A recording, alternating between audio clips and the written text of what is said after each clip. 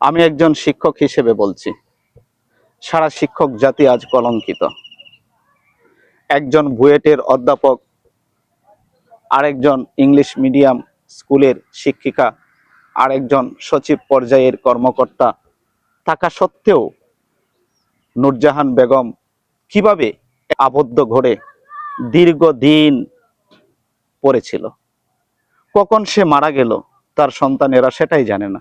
শরীর থেকে, হাড্ডি থেকে মাংস কষে কষে পড়তেছে, ফুকায় খাচ্ছে, দুর্গন্ধ ছড়িয়ে যাচ্ছে, বোঝা যাচ্ছে 5-7 দিন আগে মারা গেছে।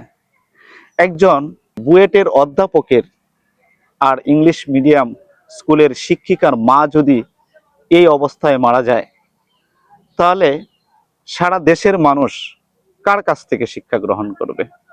সেজন্যই আমি নিজে মনে করি পুরো শিক্ষক জাতি আজ কলঙ্কিত। আমি দোয়া করি ভবিষ্যতে কোনো মা যেন এভাবে মৃত্যুবরণ না করে। সবাই ভালো থাকবেন, সুস্থ থাকবেন।